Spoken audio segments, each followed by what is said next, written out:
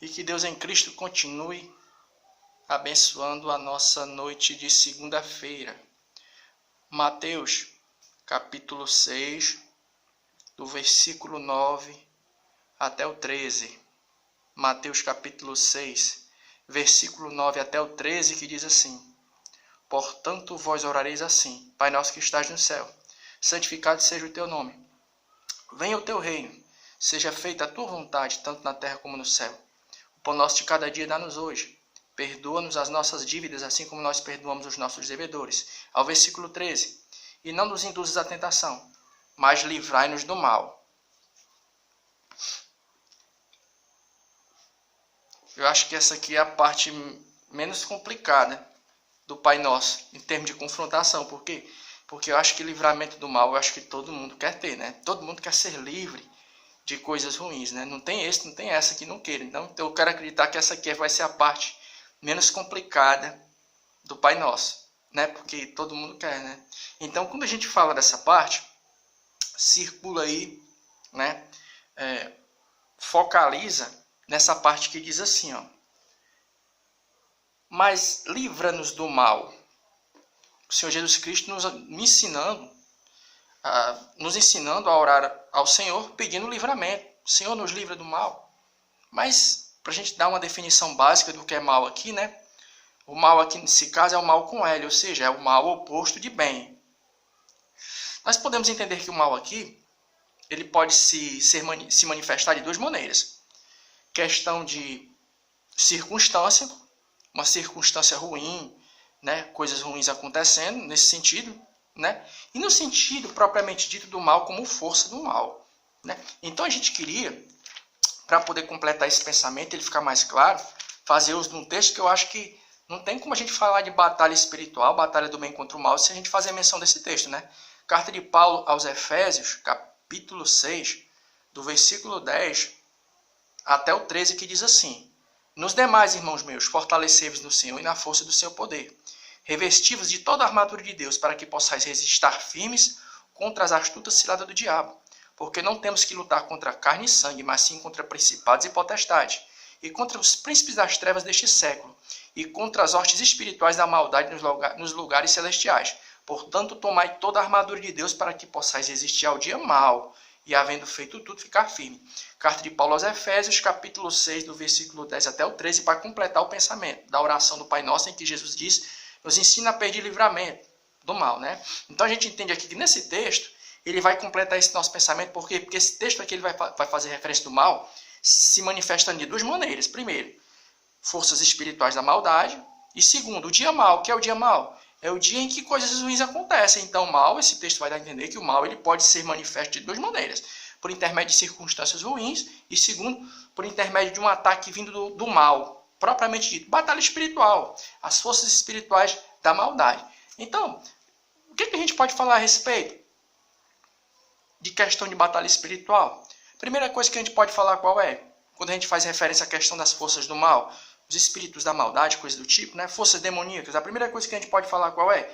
É que o mal ele pode ocasionar um impedimento. Ele pode te impedir de fazer alguma coisa.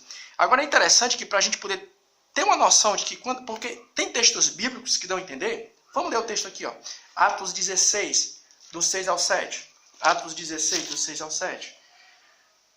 Paulo vai dizer o seguinte, ó: E passando pela Frígia e pela província da Galácia, foram impedidos pelo Espírito Santo de anunciar a palavra na Ásia. Agora, primeira carta de Paulo aos Tessalonicenses 2,18. Primeira carta de Paulo aos Tessalonicenses 2,18. Primeira carta de Paulo aos Tessalonicenses 2,18, que diz assim, ó: Pelo que bem quiséssemos uma e outra vez ir ter convosco, pelo menos, eu, Paulo, mas Satanás nos impediu. Então é interessante porque em um determinado momento a Bíblia vai dar a entender que Jesus Cristo ele impediu a igreja, Paulo, de fazer algo. Tipo, você vai fazer alguma coisa e Deus não te dá permissão. Mas já tem outro momento aqui, ó, na segunda carta de Paulo aos Tessalonicenses, capítulo 2, do versículo 18, que Paulo vai dizer o quê? Que foi Satanás que impediu ele de chegar a um determinado local. Tipo, você está querendo chegar a um determinado local, fazer uma determinada coisa, mas o inimigo das nossas almas, ele coloca impedimento. Então, é tipo assim, vai acontecer um momento na minha, na tua vida, que você vai tentar fazer alguma coisa. E aquilo que você tenta fazer vai ter um impedimento, vai ter uma barreira. E você vai ter que ter o discernimento para entender quando é Deus que não está permitindo e quando é impedimento do inimigo das nossas almas. Aí você vai ter que ter esse discernimento para entender quando é Deus que não está permitindo e quando é o inimigo das nossas almas que não está deixando, está colocando impedimento. Né? Outro momento aqui que a gente vai ver muito interessante a respeito dessa questão da batalha espiritual. Marcos capítulo 5:10. A primeira coisa que a gente aprende aqui qual é? É que o inimigo das nossas almas ele pode colocar um impedimento, pode colocar barreira, né? Para você fazer determinadas coisas. Agora você vai ter que ter o que? O discernimento para entender quando é o inimigo das nossas almas e quando é Deus que não está permitindo mesmo. Marcos capítulo 5. Marcos capítulo 5. O versículo 10. O endemoniado gadareno. Texto muito conhecido, né? E rogava-lhe, Marcos capítulo 5, versículo 10. Ó. E rogava-lhe muito, que não os enviasse para fora daquela província. Nesse texto aqui, vai narrar o momento em que Jesus ele tem um encontro com o endemoniado gadareno. E momentos antes de Jesus expulsar aquela legião de demônios do endemoniado, ele vai pedir uma coisa. O que ele vai pedir? Ó? O versículo 10 do capítulo 5 de Marcos. E rogava-lhe muito que não enviasse para fora daquela província. Então os demônios ali pediram para Jesus assim, ó, não nos lance para fora daqui. O que a gente pode aprender disso aqui? Ó? É o seguinte, ó, da mesma maneira que Deus ele trabalha de forma organizada, o diabo também trabalha de forma organizada. A gente entende que ali aqueles demônios tinham sido designados para ficar naquele ambiente.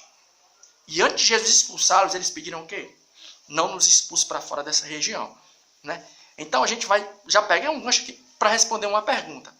Porque os demônios ali, eles deram a entender que eles tinham sido designados para ficar naquele ambiente. Aí alguém vai fazer a seguinte pergunta. Existem ambientes que são mais carregados do que outros? Você entende o que é um ambiente carregado? Forças do mal naquele ambiente. Né? Aí alguém vai fazer a seguinte pergunta. Existem ambientes que são mais carregados do que outros? Marcos capítulo 5:10 vai ser uma base para a gente responder que sim. Existem ambientes que são mais carregados do que outros. Onde as forças do mal estão mais concentradas. Né? Aí você vai fazer a seguinte pergunta. E qual é o fator que contribui para um ambiente ser mais carregado de forças do mal do que outro? Sabe qual é? Vai depender de quem está sendo invocado naquele ambiente.